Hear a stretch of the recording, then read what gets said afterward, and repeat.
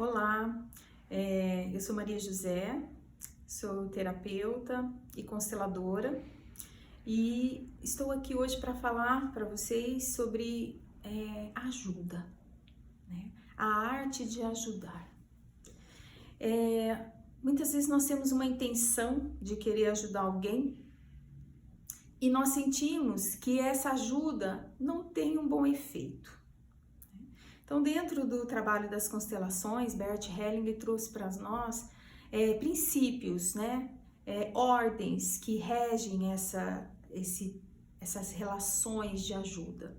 E isso traz muita clareza, né? A gente se coloca perante o outro de uma outra forma, com mais respeito, né? Sentindo se a pessoa realmente está pronta para aquela ajuda que a gente está querendo dar. Porque às vezes a gente atropela o outro, né? Quando alguém conta uma história pra gente, tá passando por um problema, uma situação, o que acontece? Normalmente a gente já quer fazer algo, né? Dar um conselho, dar uma dica do que fazer.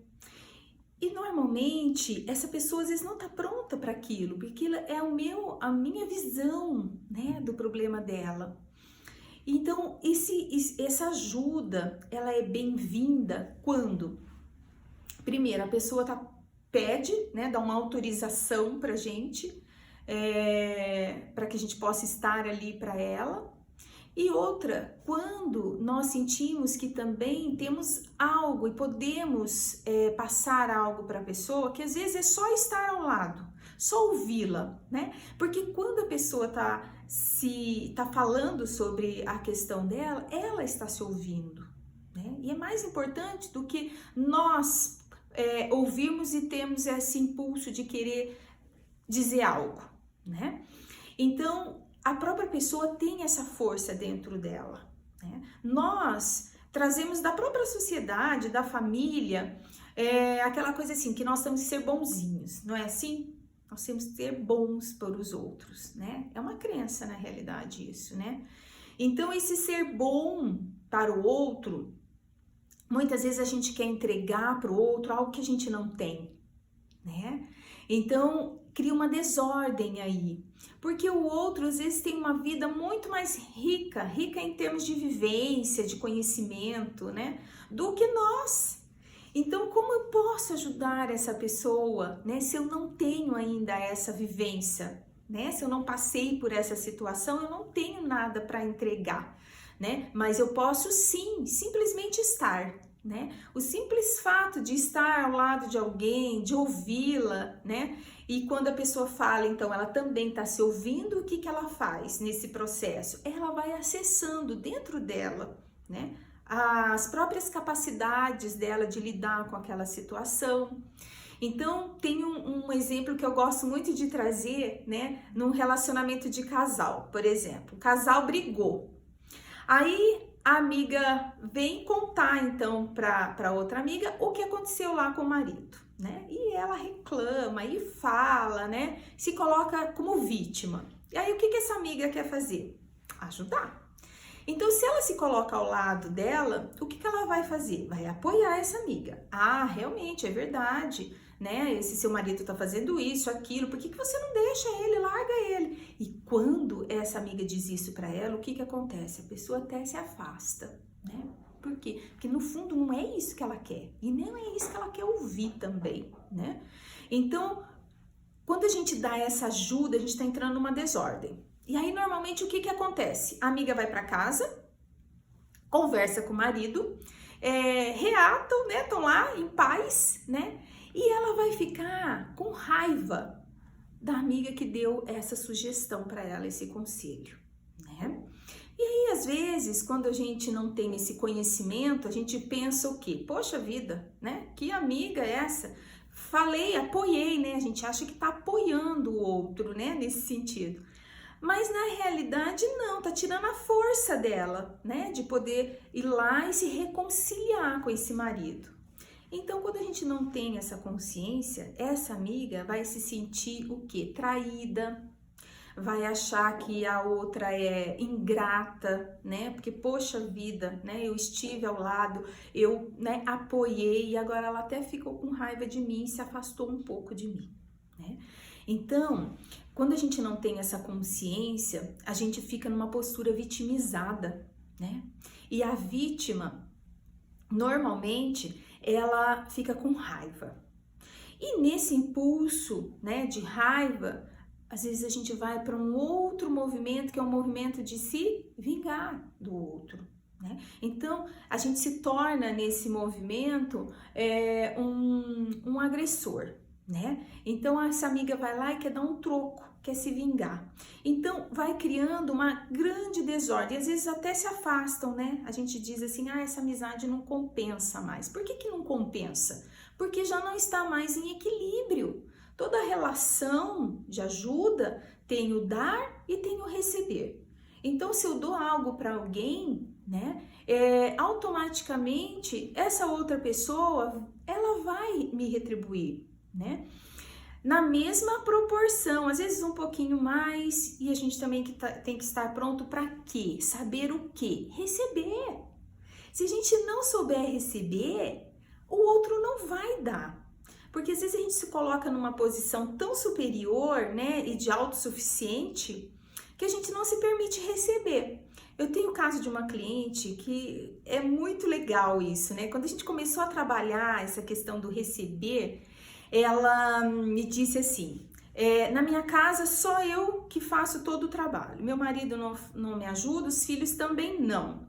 Só que ela tem essa postura muito de chegar e fazer, e não dar espaço, e não esperar que o outro também possa fazer.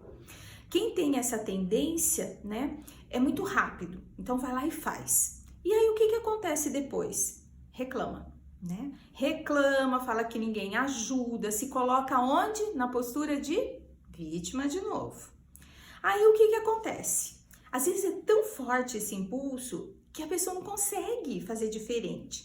Aí eu falei, você vai encontrar, eu não dei nenhum conselho para ela, eu falei, você vai encontrar uma forma de poder se abrir mais para receber, então, essa ajuda, né, dos seus familiares. Ok, e ela foi. Quando ela voltou, ela disse assim para mim, sabe como foi que eu encontrei uma forma de poder receber? Falei, como? Ela falou assim, eu tive que inventar uma história, que eu estava com muita dor de cabeça, que eu estava doente, e eu me deitei na cama e falei, gente, hoje eu não posso fazer nada.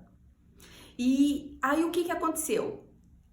Os familiares, os filhos, o marido começou então a se movimentar para ajudá-la, né? Então às vezes é tão forte essa postura, nossa, de mais dar do que receber, né? Que às vezes a pessoa precisa adoecer. Ali nesse caso, quando ela recebeu essa informação, ela foi e meio que simulou, né? Só que quando isso está muito no inconsciente da pessoa, o que que acontece? Ela realmente vai adoecer. O corpo dela tem sabedoria, então vai fazer com que ela adoeça para quê? Para poder então receber.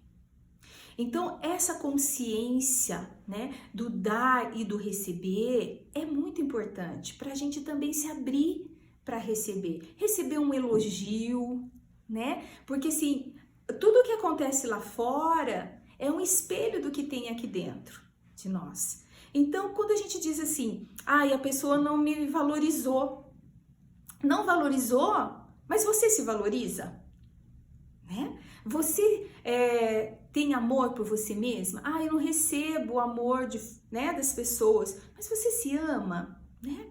Porque tudo começa dentro. Quando a gente se valoriza, né, quando a gente se ama, lógico que isso vai vir de fora, porque o fora é uma projeção do que tem dentro de nós.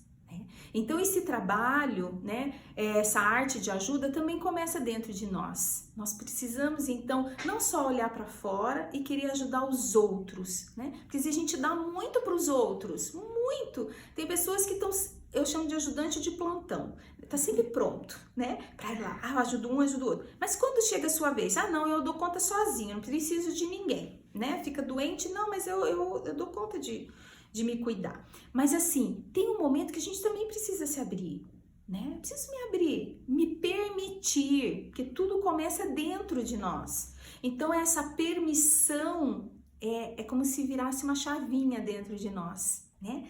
Eu me permito e assim eu me abro. E assim as outras pessoas que estão em volta vão começar também a retribuir a essa troca, né? De poder me compensar aquilo que eu faço. Mas não adianta a gente cobrar, né? Porque normalmente o que a gente pensa? É o outro, né? Que precisa mudar, que precisa me dar mais atenção, que precisa me dar mais amor, né? Então a gente fica sempre numa expectativa de que é o outro que precisa fazer e mudar para eu me sentir melhor. E não é, né? Tudo começa o quê? Com a nossa responsabilidade, sair desse lugar de vítima, né? Para poder então assumir o quê? Uma postura mais adulta, né? Eu me banco, eu realmente cuido de mim, me proporciono momentos de prazer, né? Quantas vezes a gente se dedica só à família, né? Acabou o dia, vai dormir lá cansada, mas não fez nada para você mesma, né? Ou para você mesmo. Então, assim, que tempo eu dedico para mim, né? Porque eu preciso me nutrir também para poder dar para o outro algo, né? E essa relação de ajuda começa onde? Isso está, né? Essa arte de ajudar, então precisa de uma percepção mais aprofundada, né? De que realmente o que o outro está esperando de mim, né? O que eu posso dar? Eu só posso dar aquilo que eu tenho, não posso dar mais. E às vezes a gente também quer impor uma ajuda ao outro, né? E o outro não está pronto ainda para poder receber essa ajuda. Então, cabe também às ordens da ajuda, né, esses princípios, que a gente respeite o outro como ele é, né? Então, esse sim para o outro como ele é, abre uma porta, abre uma possibilidade para que ele mesmo possa mudar, né? Quando a gente concorda com o outro e respeita o outro como ele é. Essa nossa relação de ajuda, ela começa onde? Lá com os nossos pais, né? Então, quando a gente nasce, a gente depende de alguém para cuidar da gente, né?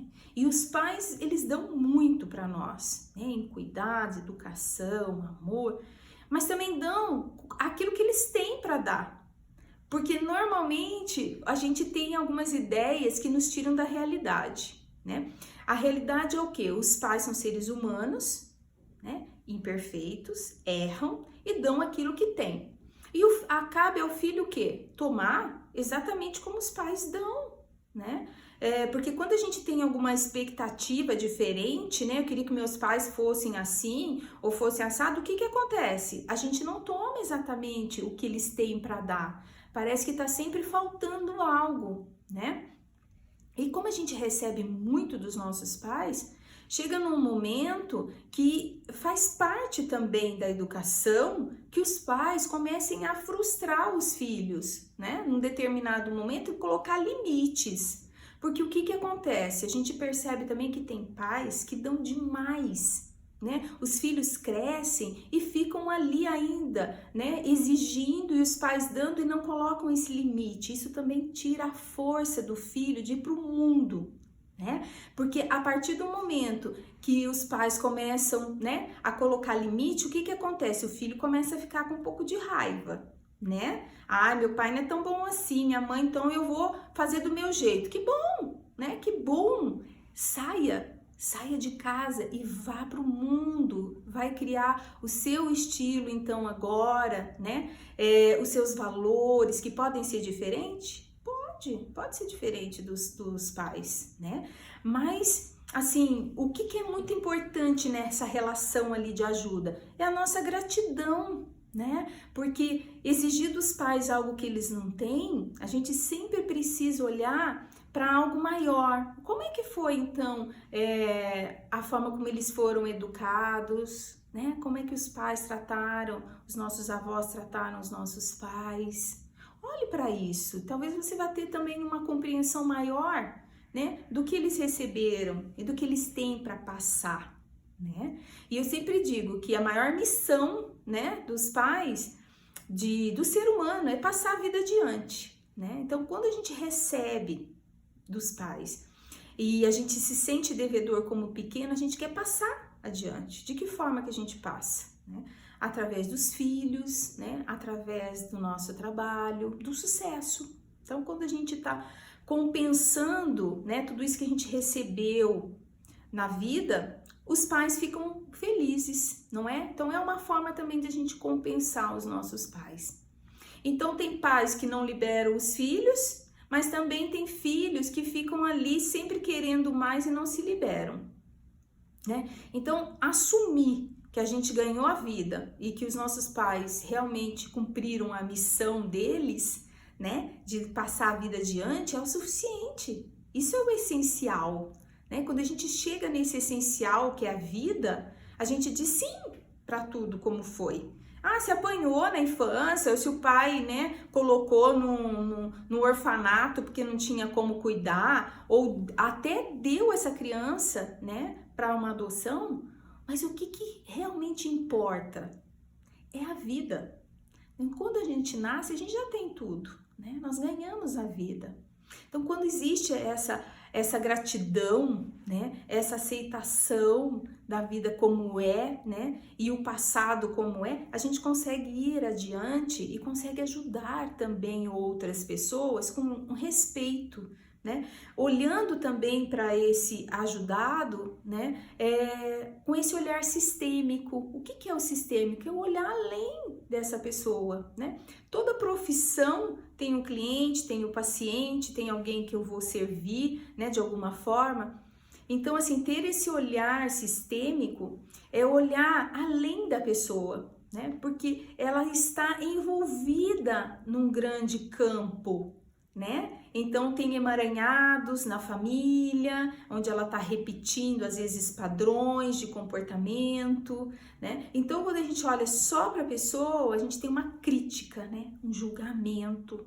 E quando a gente está nessa moral de crítica, julgamento, o que a gente faz? A gente exclui essa pessoa, né? E isso a gente faz às vezes dentro de casa também, dentro da família. Quantos excluídos nós temos dentro da nossa própria família, né? Porque o que a moral faz? A moral, ela diz o que é certo e o que é errado. Então, se a gente diz que tá errado ou é ruim, a gente vai excluir, né? Vai tirar isso da proximidade, né?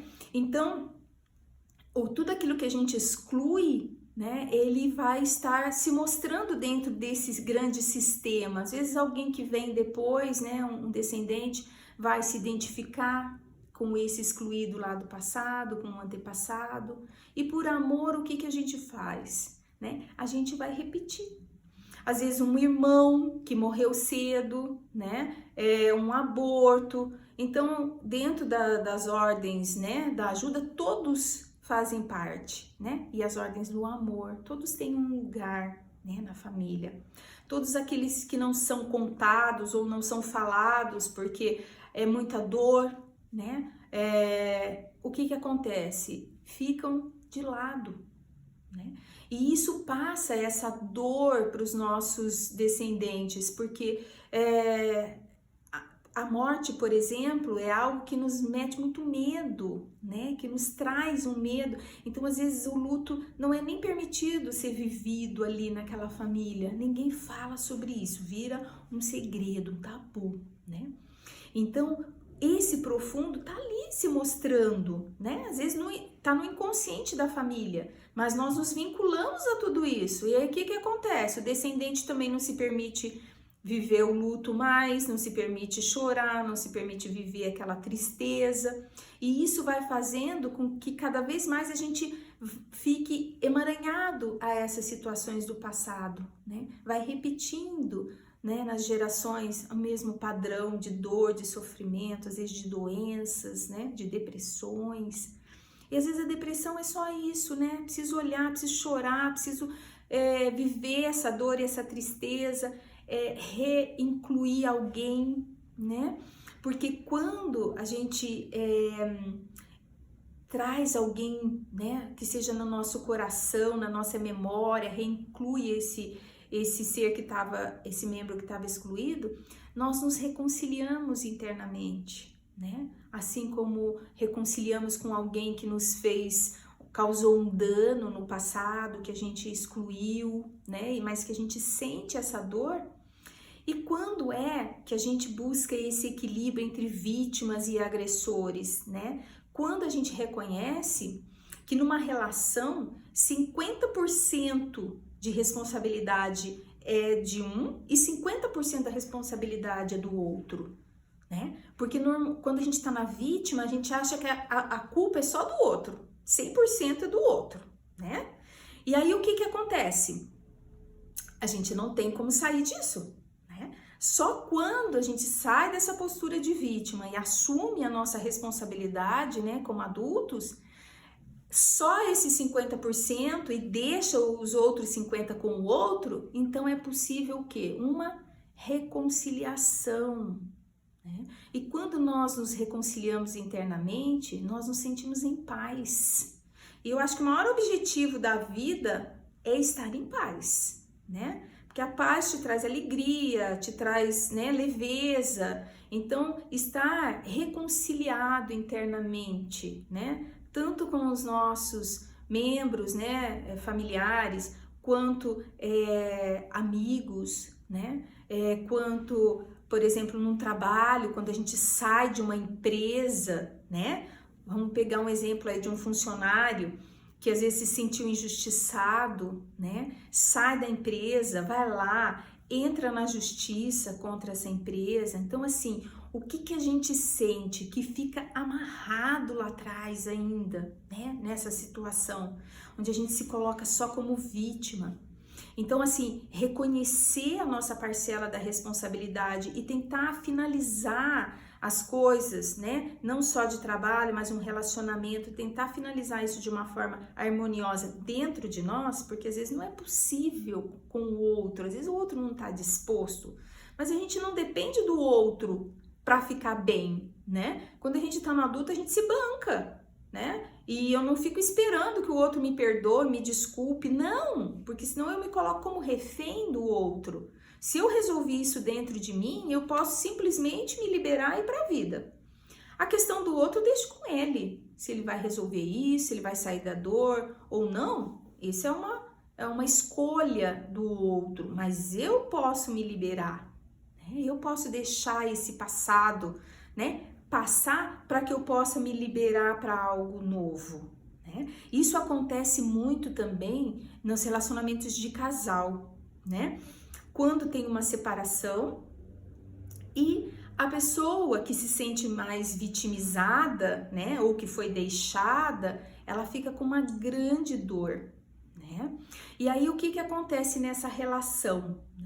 Quais são os maiores prejudicados, né, nessa relação? Os filhos, né? Porque os filhos sentem que normalmente precisam ficar onde? Do lugar do lado da vítima, né? E quando a criança, né, o filho escolhe ficar do lado de um, o que que acontece internamente? É como se ele tivesse que se afastar do outro, ou do pai ou da mãe.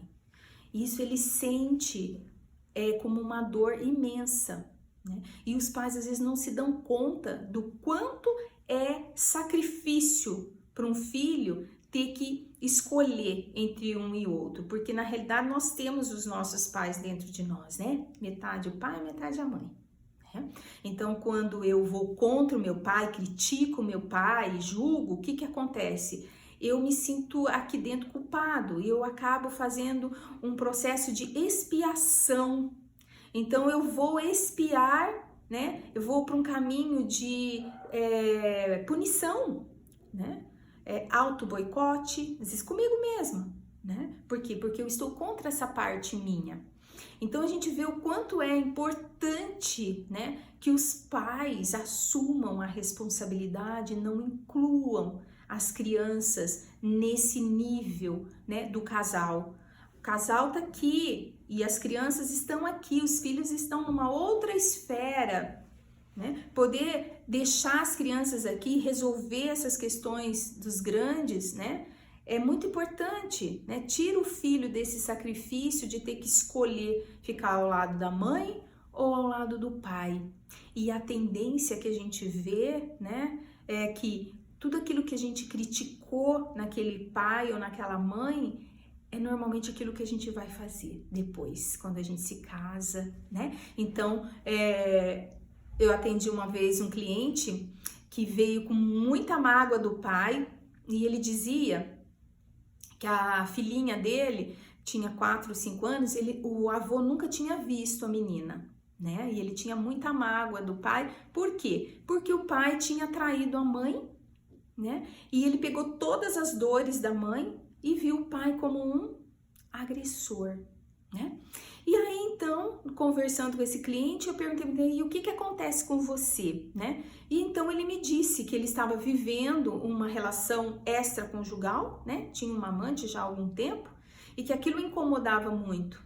Então, assim, no primeiro momento, ele não se dava conta do que ele estava fazendo, né? Ele estava criticando o pai e aí eu perguntei para ele, pois é, mas você percebe, né, que você está repetindo aí um padrão, né, lá do seu pai, também de uma traição?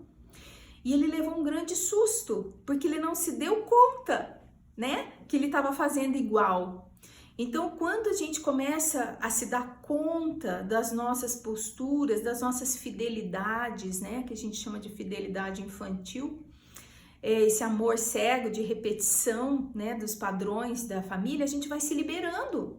O filho, quando está adulto, independente do que os pais estejam lá brigando, ele pode escolher, né, dizer não, eu fico fora disso, vocês resolvem, né, a questão de vocês, eu não posso tomar partido de ninguém, porque é meu pai e é minha mãe. Então isso traz uma paz muito grande para o filho, mas para isso a gente precisa ter muita coragem. Porque o que acontece quando a gente toma essa postura? Vem uma culpa, né? Alguns clientes até falam assim, nossa, mas eu não posso fazer isso, porque eu vou estar traindo a minha mãe, ela é a vítima, como que eu vou fazer isso, né? Então, assim, sente uma culpa enorme e não consegue sair, né, dessa situação. Então, estar no adulto é força para se bancar e para suportar a culpa de fazer diferente e deixar com os pais o que cabe a eles, né? E essa postura de adulto a adulto faz com que as relações também vão mudando. Porque quando a gente está na postura de vítima, o que é que nós vamos buscar de resposta no outro? Geralmente é um agressor, né? Então a responsabilidade nossa é tão grande porque dependendo da forma como eu me coloco, é o que eu vou receber de resposta lá de fora. Então se eu me coloco, né, nessa postura de salvador, eu vou estar sempre atraindo o quê? Uma vítima, né? Alguém para eu ajudar, mas alguém que depois vai ficar com raiva de mim e isso vai sempre manter essa minha postura também internamente também de vítima, né? Às vezes de agressor. A gente vai mudando de papéis, né? Nós temos papéis na vida, né? Às vezes nós estamos na vítima, né? Quando a gente tá com muita raiva, a gente vai lá pro agressor, que é se vingar do outro, né? Às vezes a gente tá no papel de salvador e a gente vai trocando de papéis durante a vida. E quanto mais conhecimento nós temos de nós mesmos e de toda essa estrutura, né, que a gente fala até do nosso ego, né, de como a gente funciona internamente, quanto mais conhecimento eu tenho, mais eu consigo estar em equilíbrio nessas relações, né? Na minha relação lá com meu pai e minha mãe, eu sei que lá eu sou pequeno.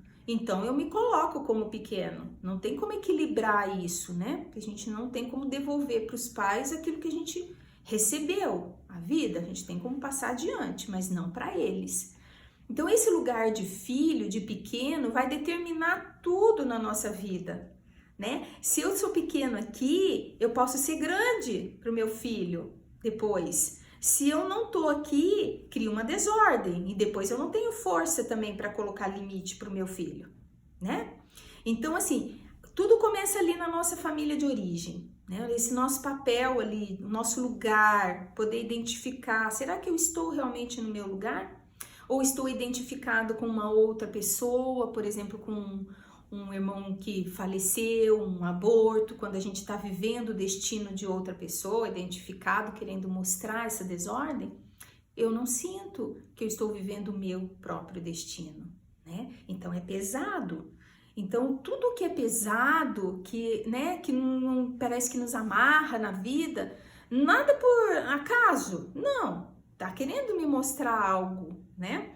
Então, essa sabedoria que a gente vai adquirindo é de poder parar mesmo, parar e observar o que isso está querendo me mostrar, né? O que essa situação quer me mostrar? Porque quando eu começo a fazer essas perguntas, né? As perguntas, elas são chaves douradas, né? Elas abrem novas possibilidades e para o nosso inconsciente, né? Então, quando eu pergunto para mim mesma, logo vai vir uma resposta lá de dentro, né? Então, a gente mesmo tem essa capacidade de poder crescer, se desenvolver, né? Quando nós estamos nesse adulto, quando a gente começa, então, a se questionar, por que eu estou vivendo isso? Ou vai buscar uma ajuda, porque às vezes sozinho a gente sabe que às vezes é difícil, é muito pesado, a gente não tem às vezes as ferramentas para lidar com aquela situação, né? Mas também ter humildade de poder se abrir, né? Buscar uma ajuda, né? Às vezes a gente fala, mas eu não tenho condição, não tenho condição financeira. Sempre vai ter uma porta aberta quando a gente realmente quer, né? A gente vai com aquela determinação, alguém vai abrir uma porta, uma exceção, vai te oferecer algo para esse crescimento, mas tudo depende do quê? Da nossa determinação, né? Do quanto nós estamos dispostos realmente a sair dessa postura de vítima, que a vítima também tem muitos ganhos, né? Tem gente que leva, né, as suas reclamações como um trunfo, né? Que precisa contar para todo mundo, né, que tá sofrendo demais, que o problema dela é maior que de todo mundo, né? Então isso também se torna uma postura, né, que a pessoa tem ganhos com isso, porque ela ganha atenção, né, de alguma forma, mas assim, a que preço, né, a gente se mantém nessa postura? Será que realmente vale a pena ficar na postura de vítima, né? Ou tomar o seu poder interno e o seu adulto e se colocar na vida? Porque quando a gente toma essa postura, tudo flui, né? As coisas começam a fluir, a vida nos impulsiona, né, para algo novo, né? Vivendo esse presente como é. Então, a grande força da vida é o sim, é o assentimento a tudo como foi no passado, né? Onde a gente pode se despedir desse passado, né? E curando dentro de nós essas mágoas, esses ressentimentos e se colocando mais no presente. O que eu tenho hoje, como eu posso lidar hoje com as minhas relações, né? Poder olhar além. Se eu sou um professor, por exemplo, eu posso incluir os pais dessa criança, né, no meu coração, porque quando eu me coloco assim, né, existe uma possibilidade maior de ajuda, né? Quando eu tenho críticas, por exemplo, né, contra os pais desse aluno, o que acontece? É como se uma porta se fechasse, né? Eu não respeito o destino dessa criança, e quando eu não respeito os pais, eu não respeito a própria criança, né? Então ela se fecha e aí não é mais possível ter essa relação de ajuda. Tá? Então eu quero agradecer, estou de coração aberto, né, a todos que estiverem dispostos a um crescimento maior através do meu trabalho.